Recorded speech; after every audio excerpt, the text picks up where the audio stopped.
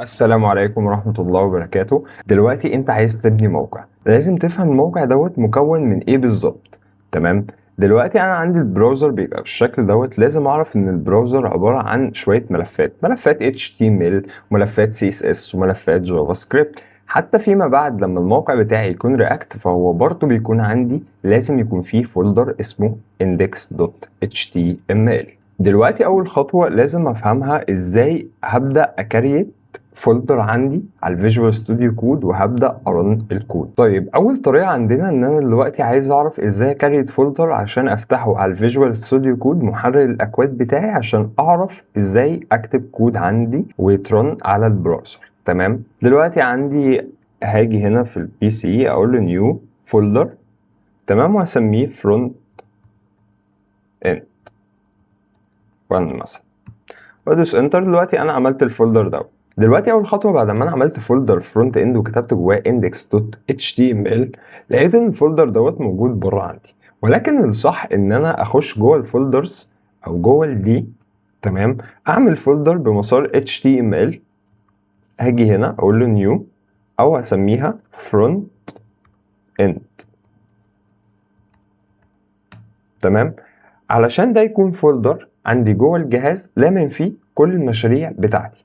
طيب اول حاجه هاجي اعمل فولدر اسمه فرونت اند 1 او فرونت اند 1. تمام. وجواه هبدا ان انا اعمل فايل جديد او تكست، سميه HTML او هسميه index.text. طيب دلوقتي انا عملت ايه؟ عملت فولدر كبير هيحتوي على كل الشغل بتاعي. بعد كده كريت جواه فولدر اسمه فرونت اند.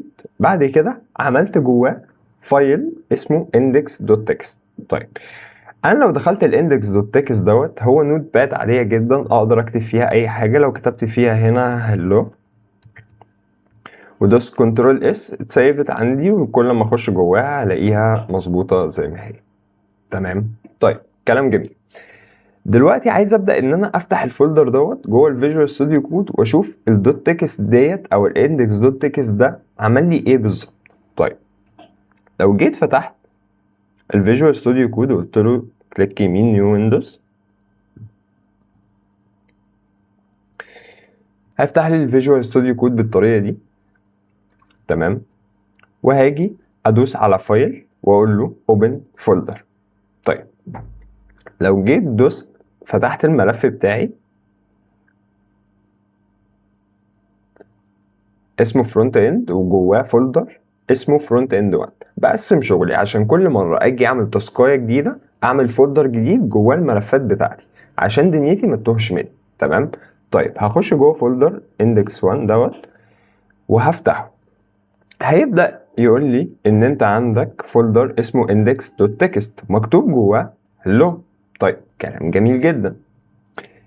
حد هيقول لي طب احنا ليه بنغير الاكستنشن؟ الدوت تكست او الدوت سي اس اس او الدوت اتش تي ام ال او الدوت جي اس دي اسمها الاكستنشن اللي بيتعرف من خلالها البراوزر انت هتفتح ايه. طيب قبل ما نكمل شرح، احنا عندنا اكستنشن لازم تنزلها اسمها لايف سيرفر. تمام. الاكستنشن دي بتفتح لك حاجه بورت على البراوزر عندك بيبقى اونلاين معاك، لو غيرت حاجه في الكود بتتغير على طول. طيب بعد ما تنزل الاكستنشن وتيجي هنا تدوس انستول، هتلاقي ان في تحت بعد ما تخش جوه الفولدر الفايل بتاعك هتلاقي ان في تحت هنا حاجه اسمها جو لايف. تحت في الماوس اهي اسمها جو لايف سيرفر. لو دوست عليها تمام هيجي ان هو يفتح لي اللايف سيرفر زي دوت كده. ولو دخلت جوه الاندكس هيقول لي ايه ده هلو. حد يجي يقول لي طب ما انت دلوقتي عملت index دوت تكست واشتغل معاك على البراوزر وزي الفل. هقول لك تمام، هو اشتغل معايا على البراوزر بس البراوزر مش فاهم ايه ده. هو فتح لك الفايل او النوت باد اللي انت كتبت فيها الكود بتاعك.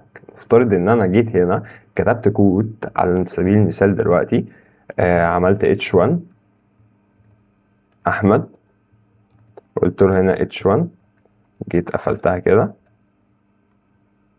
تمام. ريفرش، مفيش اي حاجه اتغيرت. او يظهر لك اتش1 احمد بالتاج بتاعك. طيب ودوت غلط ومش دي الطريقه الصح. طيب الطريقه الصح اللي احنا بنستخدمها ايه، او الطريقه اصلا المفروض تستخدم؟ انا دلوقتي لما اخش جوه الفايل دوت، تمام، اللي هو index.txt، هحوله من index.txt الى index. غير كده، اعمل رينيم index. ايه html. طيب دلوقتي لو تلاحظ شكل الفايل نفسه معمول as a text او عامل زي النوت باد. لو دوست انتر قلت له انا عايز احوله، ايه اللي هيحصل؟ تعالى كده اطلع واخش تاني، index.html اتحولت لي علامة جوجل. معنى كده ان البراوزر هيبدأ يفهم انت بتكتب ايه. المسار بتاع HTML لازم، المسار بتاع HTML بيفهم البراوزر ان انت هنا هتبدأ تكتب هيكلة موقع جديد. تمام، تبدأ تكتب structure جديد لهيكلة موقع جديد. لو دوست عليها هيبدأ ان هو يفتح لي براوزر جديد خالص. تمام. طيب نقفل ده كله.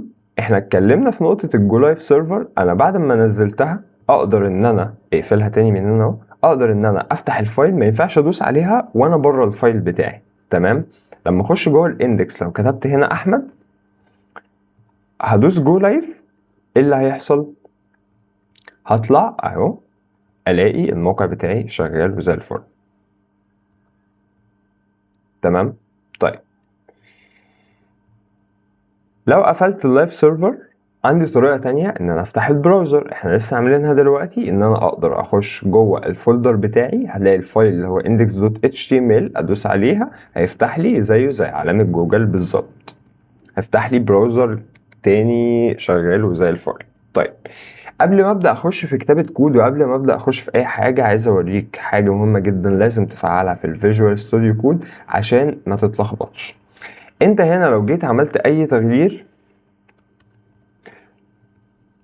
ممكن نصغر شوية ونيجي هنا جوه الفايل، هقفل الاوتو سيف دي. لو جيت هنا عملت اي تغيير وخليتها هلو وجيت عملت ريفرش، احمد بس اللي كانت موجودة. طيب لو جيت مسحت كل حاجة عملت ريفرش، مفيش اي حاجة اتمسحت. طيب ليه؟ انا عندي حاجة مهمة جدا في الفيجوال ستوديو كود لازم تفهمها. دلوقتي انا لو جيت كتبت اي حاجة وما دوستش كنترول اس،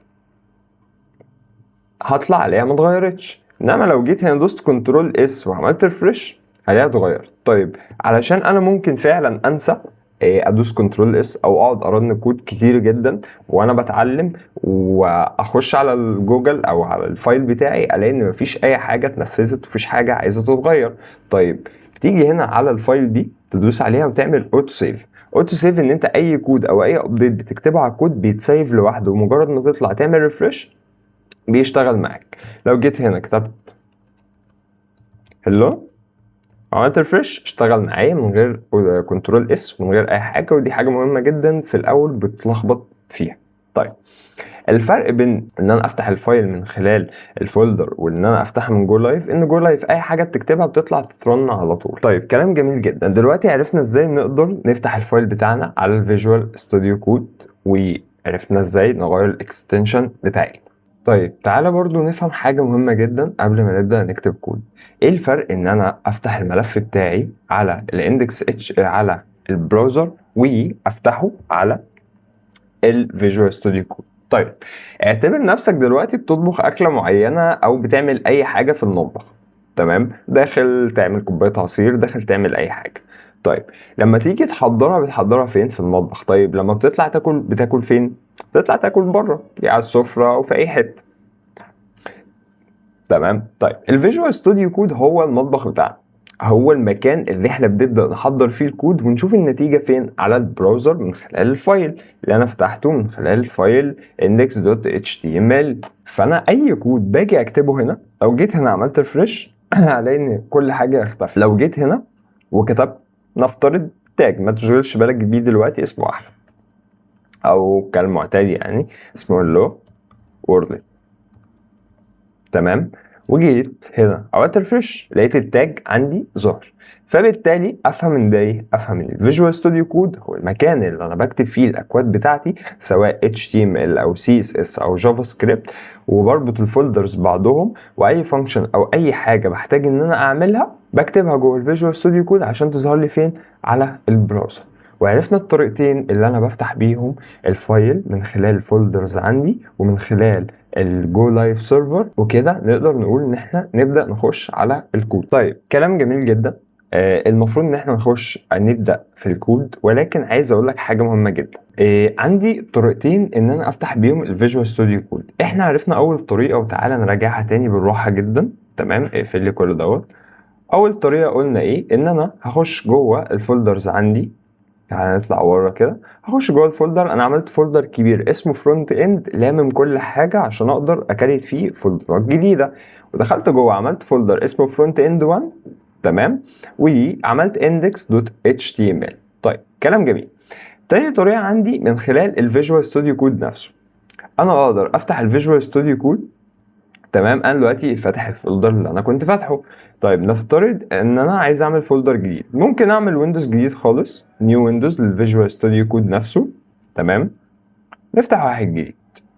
تعالى هنا هخش هلاقي اوبن فولدر. هدوس على اوبن فولدر. بعد كده اشوف انا عايز افتح الفولدرز ده فين في الجهاز عندي. انا هخش جوه دي. تمام، وعندي هنا الفولدر الكبير اللي هو اسمه فرونت اند.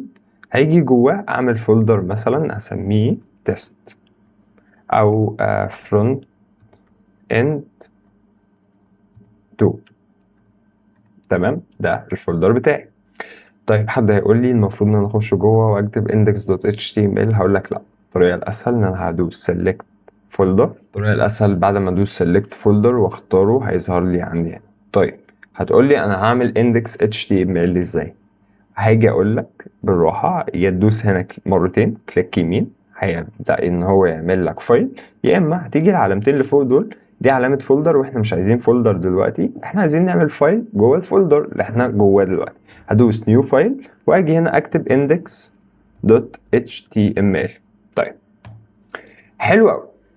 حد هيقول لي هو لازم دي تكون اسمها index.html؟ هقول لك لا، ولكن ركز معايا. لو ممكن اخليها احمد دوت html واجي افتح الجو لايف او افتح الفولدرز. انا بفضل عن نفسي طريقه الفولدرز اكتر، لان حتى لو انت شغال الجو لايف الجو لايف ما بيعتمدش على النت، ولكن احيانا بيعلق معاك.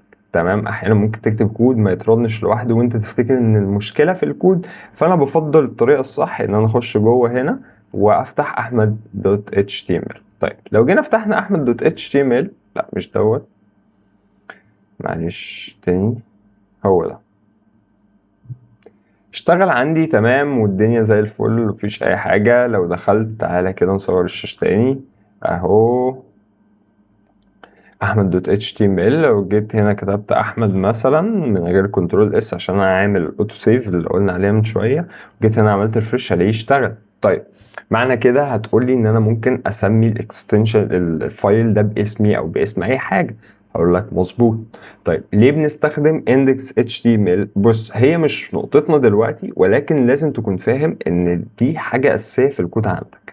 لازم اول فايل عندك ال HTML يكون اسمه index.html، لان ده الكونتينر اللي فيما بعد كل الكود تمام بيترن فيه.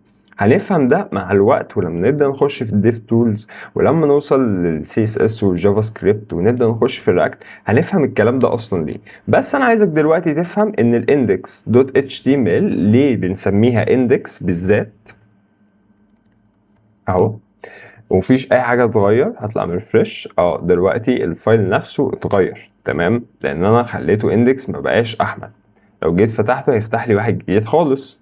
تمام، طيب دلوقتي اللي انا عايز اعرفه بس ان انا لازم يكون عندي index.html، ودي حاجه اساسيه عندك ما تنساهاش علشان بعد كده هتفهم الموضوع ده ليه. طيب دلوقتي ممكن حد يقول لي طيب انا ممكن اعمل فايل تاني اسمه احمد HTML، هقول لك تمام، بس ده مش موضوعنا دلوقتي. احنا دلوقتي في اول نقطة، ازاي ان احنا نخش جوه الفيجوال ستوديو كود، نكريت فولدر ونرنه على البراوزر، وهنبدأ نفهم المطبخ ده، هنبدأ نجهز اكلتنا ازاي عشان يبدأ ان هو يظهر لي على البراوزر بتاعي. تمام. طيب مش هطول عليك في الدرس دوت. اهم حاجه تنزل الفيجوال ستوديو كود، هسيب لك اللينك بتاعه في الديسكريبشن تحت. واهم حاجه تطبق ورايا خطوه بخطوه. ونصيحه مني، حاول ان انت تمسك ورقه وقلم وتكتب كل حاجه. هو مش لازم او مش حاجه ضروريه، بس في ناس بتنفع معاها الطريقه دي جدا جدا جدا. بالذات اللي جاي ان احنا هنبدا الفيديو اللي جاي نشرح يعني ايه التاجز. تمام. ونبدأ نفهم كل تاج معمول ليه وايه خصائصه وليه بنكتب التاجز اصلا. بس كده يا صديقي، انتهى فيديو النهارده. معاكم احمد سمير. لو عجبك الفيديو متنساش تعمل اشتراك في القناة.